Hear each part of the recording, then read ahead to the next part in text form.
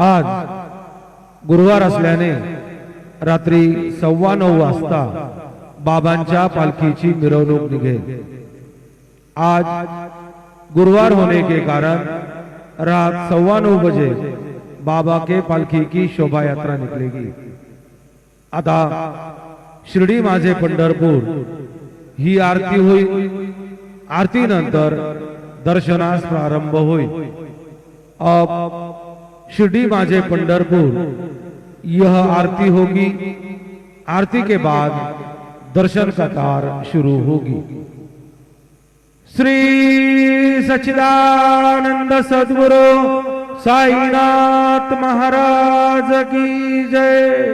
हरि ओम ब्रह्मज्ञानं प्रथमं पुरस्ताद्विषेमतः सुरुचोपेन आवह सबदुनिया उपमासि अपृष्टाः सतश्चोनिमसतश्चप्पिवाः नित्यशुद्धं निराभासं निराकारं निरञ्जनं नित्यबोधं चिदानन्दं सद्गुरुं तन्नमाम्यहम्। गुरुर्ब्रह्मा गुरुर्विष्णु गुरुर्देवो महेश्वरः गुरुः साक्षात् परब्रह्म तस्मै श्री गुरवे नमः। सद्गुरु साईनाथ देवताभ्यो नमः। प्रातः पूजनार्थे गन्धाक्षतपुष्पैः सम्पूज्य अतधूपः वनस्पतिर्सोद्भूतो गन्धाढ्यो गन्धोत्तमः। आग्रे सर्वदेवानां धूपोऽयं प्रतिगृह्यताम्। धूपमाघ्रापयामि साज्यं च वर्तिसंयुक्तं वह्निना योजितं मया। दीपं गृहाण देवेश त्रैलोक्यतिमिरापः। दीपं दर्शयामि देवानान्तरेण उपहारनैवेद्यं निवेदयामि।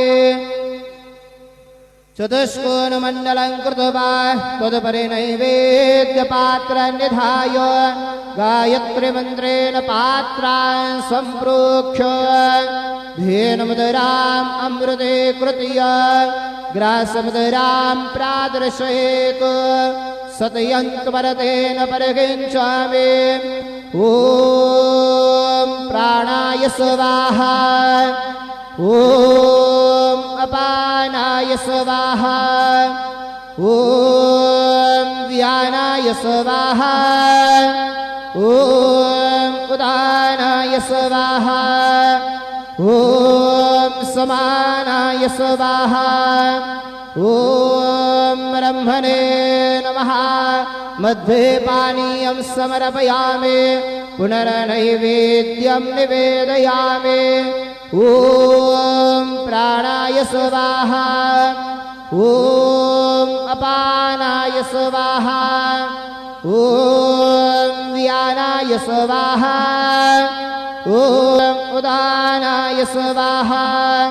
ॐ समानाय स्वाहा। ॐ ब्रह्मणे नमः। नैवेद्यं निवेदयामि। हस्तप्रक्षालनं समर्पयामि। मुखप्रक्षालनं समर्पयामि। करोद्वरदनार्थे चन्दनं समर्पयामि। सद्गुरु साईनाथ देवताभ्यो नमः।